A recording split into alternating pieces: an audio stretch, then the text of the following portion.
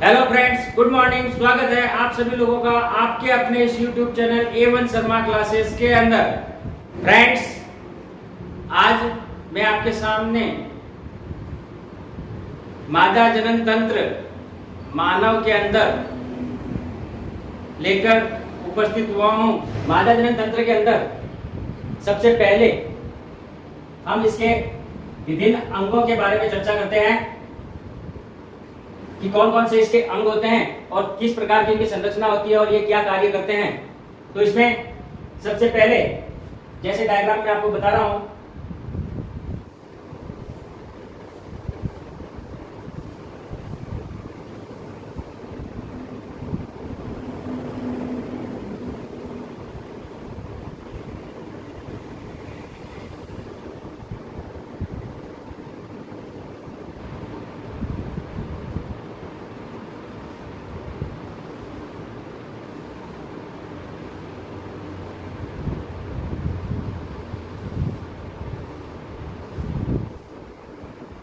ये एक मादा जनन तंत्र की संरचना है। मादा जनन तंत्र की संरचना के अंदर मुख्य रूप से सबसे पहले जो आता है प्राथमिक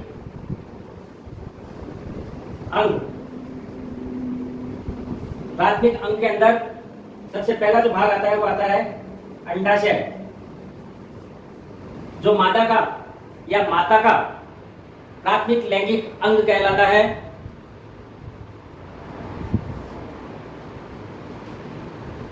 दोनों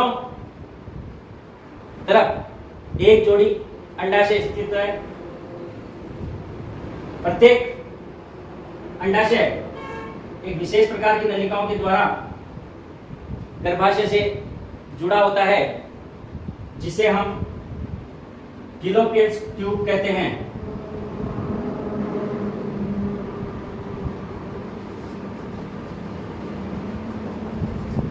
फ़ैलोपियन ट्यूब या अंडवाहिनी,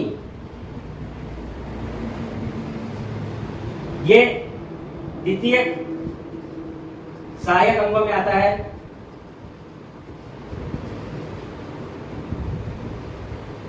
ये जो संरचना आपको दिखाई दे रही है, ये संरचना फ़ैलोपियन ट्यूब की है।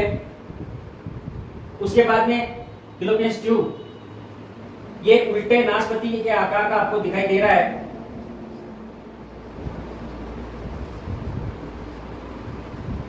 ये संरचना गर्भाशय कहलाती है।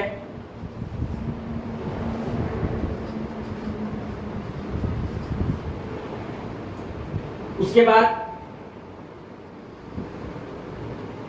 इसके नीचे एक सकड़ा भाग नलिकानुमा संरचना है। ये संरचना वेजिना कहलाती है, योनि।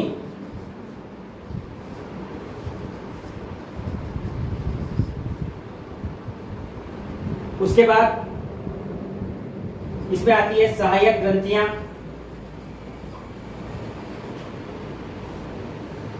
सहायक ग्रंथियों के अंदर कुछ विशेष प्रकार की ग्रंथियां होती है जो इस संपूर्ण क्रिया को प्रभावित करती है और उसमें सहयोग भी प्रदान करती है। जिसके अंदर सबसे पहले जो ग्रंथि आती है वो ग्रंथि आती है चिकनी ग्रंथि।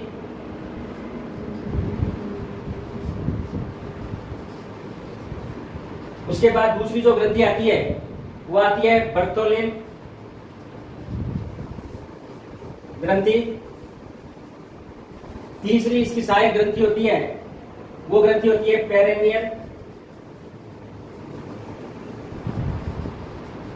और इसके साथ चौथी इसकी जो सहायक ग्रंथि होती है वो होती है रेक्टल। अंडाशय बाह्य संरचना के अंदर और आंतरिक संरचना के अंदर दो भागों में ये यहां पर अध्ययन करेंगे। पहले बाह्य संरचना में देखते हैं इसकी परिमाप, लंबाई, चौड़ाई, मोटाई। तो इसकी लंबाई 3 सेंटीमीटर, चौड़ाई 2 सेंटीमीटर, मोटाई 1 सेंटीमीटर होती है तथा इसका आकार बादाम के समान होता है। रंग इसका हल्का गुलाबी होता है। इसकी उपस्थिति उदर गुहा में पृष्ठ रज्जु के दोनों ओर श्रोणी भाग में स्थित होता है। स्रावित हार्मोन्स यानी अंडाशय के द्वारा कौन कौन से हार्मोन स्रावित किए जाते हैं, बहुत इंपॉर्टेंट चीज है ये। एस्ट्रोजन और प्रोजेस्टेरोन हार्मोन ये स्रावित करते हैं। और एस्ट्रोजन प्रोजेस्टेरोन का मुख्य कार्य जो होता है वो अंड जनन प्रक्रिया के द्वारा अंड निर्माण करना। मादा मानव के अंदर अंडों की संख्या लगभग 4 लाख होती है। 4 लाख में से कोई एक अंडाणु निषेचित होता है। दोनों श्रेणी भाग में उपस्थित अंडाशय एक विशेष प्रकार के लिगामेंट के द्वारा गर्भाशय से जुड़े होते हैं। ये जैसे मान लो गर्भाशय है और गर्भाशय से ये विशेष लिगामेंट होते हैं और इस लिगामेंट से ये अंडाशय जुड़ा होता है, इसे हम लिगामेंट कहते हैं।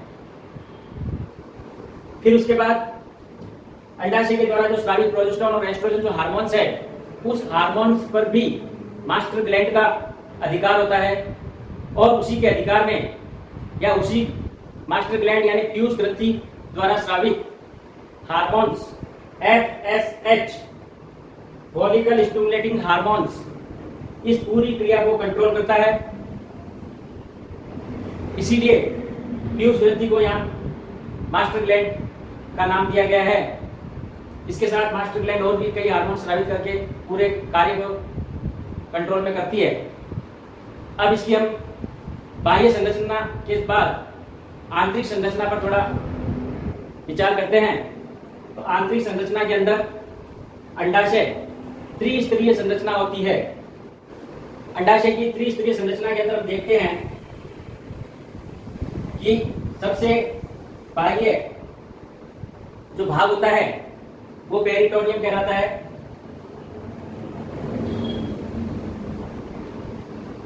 त्रिस्तरीय संरचना, पेरिटोनियम बाह्य जो आवरण होता है या बाह्य भाग। दूसरा जो इसका भाग आता है आंतरिक भाग, आंतरिक लेयर, उसको कहते हैं एपिथेलियम।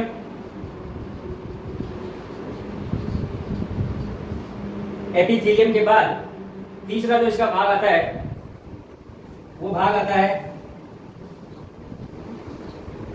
ट्यूनिका।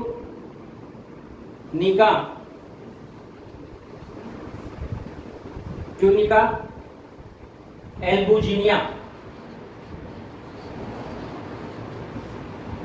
ये इसके आंतरिक संरचना में क्रमबद्ध अंदर की तरफ बढ़ते हुए 3 स्तर का आवरण के नाम है।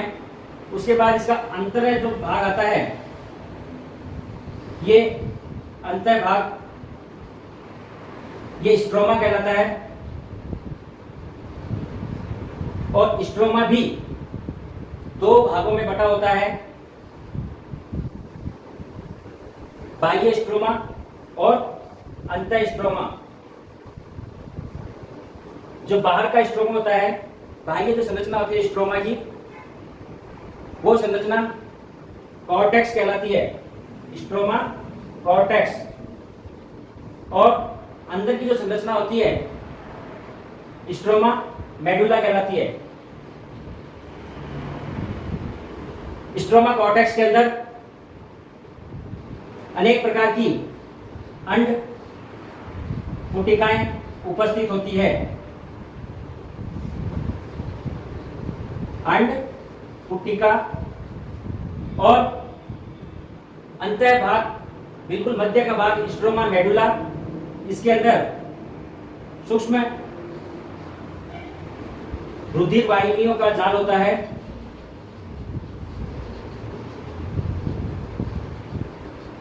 जो रक्त की सप्लाई यहां तक पूर्ण करता है। मादा जनन तंत्र के अंदर दूसरा जो भाग आता है वो आता है द्वितीयक। प्राथमिक अंगों के बाद द्वितीयक अंग, उसके अंदर अंडवाहिनी,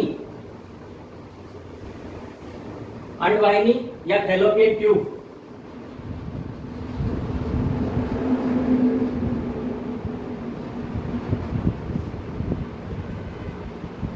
फैलोपियन ट्यूब या अंडवाहिनी की संरचना के अंदर हम देखें तो मान लो ये अंडाशय है और अंडाशय से इस तरीके के अंगुलीनुमा प्रवर्ग निकलते हैं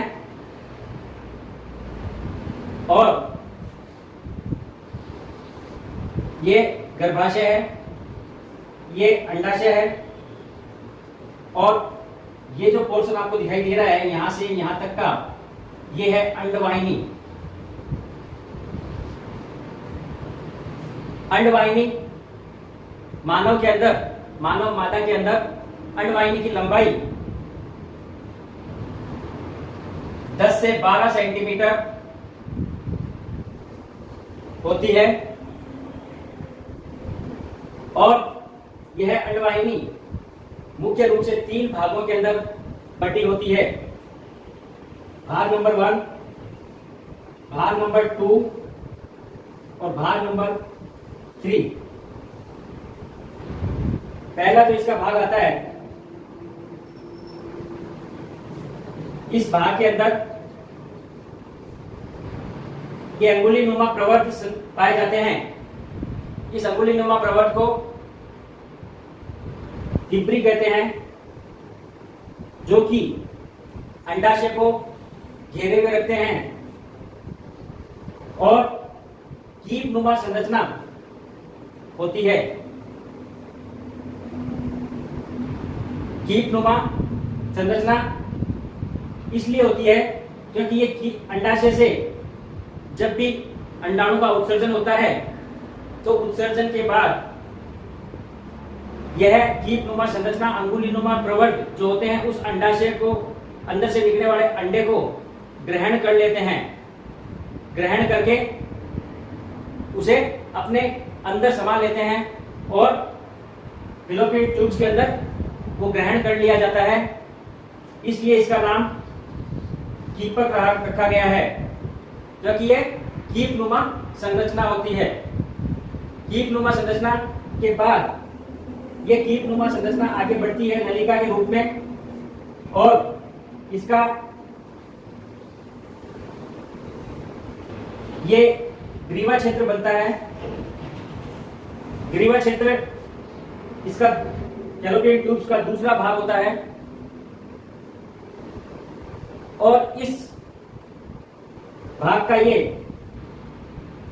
कीपक और नलिका का जो अंतिम तीसरा भाग होता है, उस नलिकाकार भाग के मध्य एक संधि स्थल होता है। इसी संधि स्थल के अंदर निषेचन की क्रिया होती है। इसी संधि स्थल के अंदर निषेचन की क्रिया होती है, क्योंकि मानव माता के अंदर आंतरिक निषेचन पाया जाता है और आंतरिक निषेचन पाए जाने के कारण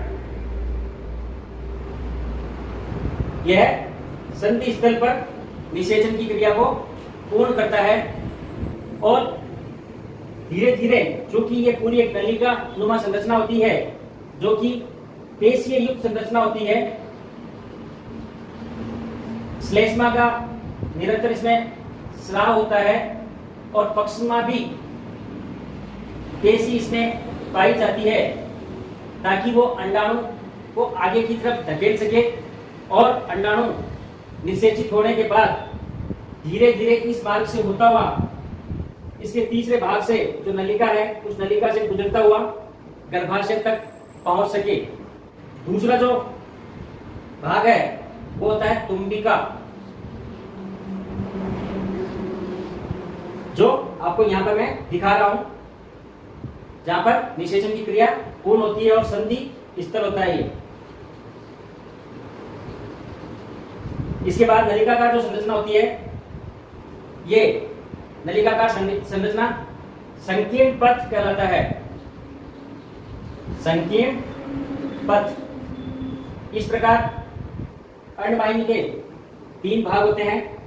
पहला भाग कीपक, दूसरा भाग इसका संधि स्थल तुम्बिका और तीसरा भाग नलिकानुमा होता है, जो कि संकीर्ण पथ कहलाता है, जहां से अंडा निषेचित होने के बाद गमन करता हुआ गर्भाशय तक पहुंचता है और फिर वहां पर गर्भाशय के अंदर इसका रोपण होता है। इसके बाद इसका जो तीसरा भाग आता है, वो तीसरा भाग आता है गर्भाशय। अंडवाहिनी के कार्यों के अंदर सबसे महत्वपूर्ण जो कार्य होता है वो यहां आपको लिखना है। अंडोत्सर्ग के दौरान अंडे को ग्रहण करना। दूसरा, संधि स्थल पर या तुम्बिका स्थल पर अंडे को निषेचित करवाना। और तीसरा कार्य होता है इसका संकीर्ण पथ से अंडाणु को गमन करते हुए गर्भाशय तक पहुंचाना। ये 3 कार्य इसके मुख्य होते हैं। गर्भाशय के अंदर सबसे पहले हम देखते हैं इसकी उपस्थिति। श्रोणिक गुहा के मध्य में स्थित होता है। ये मध्य में स्थित होता है। पेशी संरचना होती है और थैले नुमा होता है। पेशीय संरचना युक्त थैले नुमा एक संरचना होती है जिसका परिमाप में लंबाई 7.5 सेंटीमीटर और चौड़ाई 5.5 सेंटीमीटर होती है। सबसे बड़ी विशेषता इसकी ये होती है कि ये उल्टे नाशपति के आकार का होता है। ये उल्टे नाशपति के आकार के समान होता है।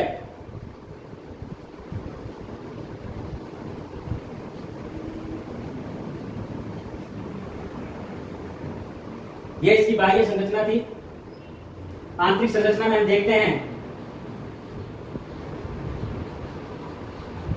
कि गर्भाशय त्रिस्तरीय आवरण युक्त संरचना होती है।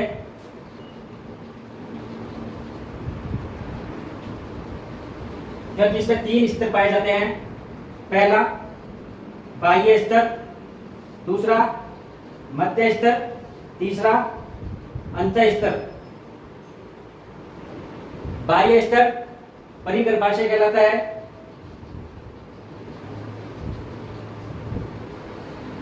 मध्य स्तर इसका मध्य काय कहलाती है और अंतः स्तर इसका जो सबसे नीचे अंदर की तरफ होता है, आंतरिक भाग जो होता है वो अंतः स्तर कहलाता है।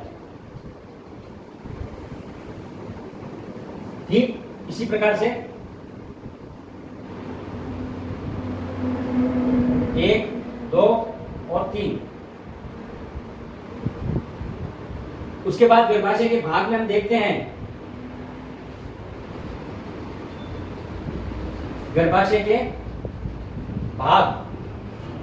तो गर्भाशय के भाग में आपको यहां पर 3 भाग मिलेंगे। तीनों भाग के अंदर सबसे पहला जो भाग आता है वो ऊपरी भाग होता है। दूसरा मध्य भाग होता है। तीसरा सबसे निचला भाग होता है। ऊपरी जो भाग होता है वो फंड कहलाता है। मध्य भाग होता है वो काय कहलाता है और निचला जो भाग होता है वो ग्रीवा कहलाती है।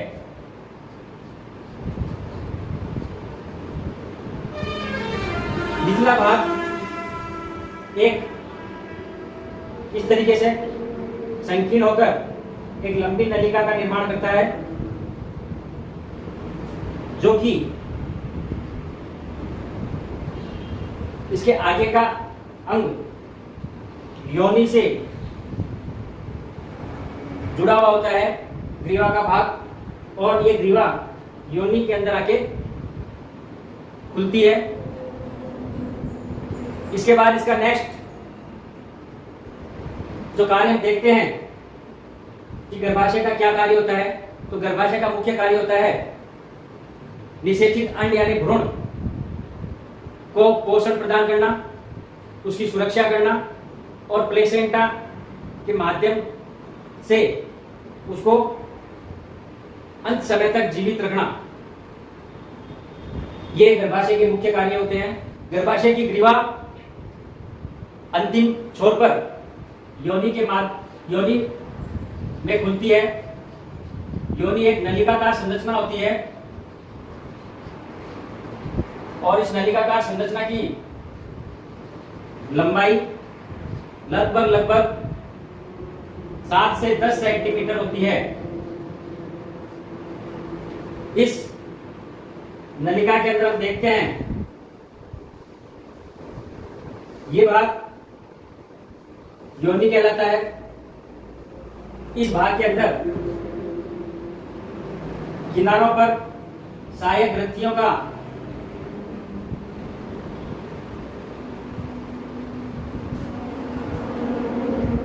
उपस्थित होती है और ये सहायक ग्रंथियों की नलियां यहां जब खुलती है तो ये योनि के विभिन्न कार्यों को संपन्न करती है। योनि का अंतिम भाग बाह्य जननांग बनाता है। बाह्य जननांग के अंदर, जिसे हम भग कहते हैं, भग के अंदर पहला जो भाग आता है वो आता है योनिमुख। दूसरा जो भाग आता है भगोष्ठ। तीसरा जो भाग आता है वो आता है भग से। ये तीनों भाग मिलकर बाह्य जननांग का निर्माण करते हैं। योनि को व्यवस्थित रूप से लिखने के लिए योनि निर्माण दोनों गर्भाशय का जहां मिलन होता है वहां पर योनि का निर्माण होता है, क्योंकि मानव के अंदर गर्भाशय दो अलग अलग भागों से मिलकर बना होता है। इसलिए जो जहां पर दोनों भाग मिलते हैं वहां पर योनि का निर्माण होता है। योनि की उपस्थिति मूत्राशय के ठीक नीचे छोटी थैलीनुमा संरचना के रूप में होती है। यह एक लचीली पेशी युक्त झिल्ली नुमा संरचना होती है। योनि का मुख्य कार्य मैथुन अंग की तरह कार्य करना। दूसरा, गर्भाशय में उत्पन्न मासिक स्राव के निष्कासन के लिए मार्ग उपलब्ध करवाना। तीसरा, शिशु जन्म के समय गर्भस्थ शिशु को बाहर निकालने हेतु जननाल का कार्य करना। उसके अलावा योनि में एक विशेष प्रकार का जीवाणु पाया जाता है। उस जीवाणु का नाम है लैक्टोबैसिलाई। ये लैक्टोबैसिलाई नामक जो जीवाणु योनि में उपस्थित होता है, इसका मुख्य कार्य होता है योनि के अंदर पाई जाने वाली श्लेष्मा जो सहायक ग्रंथियों के द्वारा स्रावित होती है, उस श्लेष्मा का किण्वन कर उसके माध्यम को अम्लीय माध्यम बनाना। दूसरा, इसका कार्य है लैक्टोबैसिलाई नामक जो जीवाणु है, इसका दूसरा कार्य संक्रमण से सुरक्षा प्रदान करना। यानी योनि के अंदर जो प्राय रूप से संक्रमण हो जाते हैं, उन संक्रमणों से ये लैक्टोबैसिलाई नामक जीवाणु ही सुरक्षा प्रदान करता है। जनन के अंदर हम देखते हैं कि स्त्रियों में मूत्र मार्ग और जनन मार्ग दोनों पृथक पृथक होते हैं। और इसके साथ हम सहायक ग्रंथियों में सबसे पहले मैंने एक आपको यहाँ चार्ट बताया। चार्ट के अनुसार सहायक ग्रंथियों के नाम, उपस्थिति, कहाँ उपस्थित होती है और उनका क्या कार्य होता है, उसको यहाँ पर संक्षिप्त में दिखा रहा हूँ आपको। सबसे पहले सहायक ग्रंथि के अंदर आती है सिकुनी ग्रंथि। इसका मुख्य कार्य जो होता है वो श्लेष्मा का श्रावण करना होता है, ताकि योनि मार्ग को नम बनाया जा सके। और इसकी उपस्थिति होती है मूत्राशय के चारों ओर ये उपस्थित होती है। उसके बाद में दूसरी ग्रंथि आती है बर्थोलिन ग्रंथि। बर्थोलिन ग्रंथि की एक जोड़ी के रूप में उपस्थित होती है। सेम के आकार के समान इसकी संरचना होती है और योनि के दोनों ओर मुख पर खुलती है। इसका मुख्य कार्य होता है कि बर्थोलिन के द्वारा स्रावित जो रस होता है, वह रस योनि में स्नेह का कार्य करता है, यानी योनि को चिकना बनाए रखता है। उसके बाद तीसरी जो ग्रंथि आती है पेरिनियल ग्रंथि। ये बर्थोलिन के जस्ट पीछे की साइड में उपस्थित होती है और इसके द्वारा स्रावित रस जो होता है वो फेरोमिन की तरह कार्य करता है। यानी विपरीत लिंगों को अपनी ओर आकर्षित करने का जो कार्य होता है फिरोमिन्स का, वो कार्य इस ग्रंथि के द्वारा स्रावित रस के द्वारा किया जाता है। उसके बाद नेक्स्ट 4थे नंबर पे जो ग्रंथि आती है वो आती है रेक्टल ग्रंथि। रेक्टल ग्रंथि मलाशय के दोनों तरफ स्थित होती है और मलाशय के दोनों तरफ स्थित होने से यह मैथुन के समय मादा में उत्तेजना पैदा करती है और इसी के साथ यह मादा जननांग तंत्र के विभिन्न जो भाग होते हैं उसका हम यहाँ समापन करते हैं।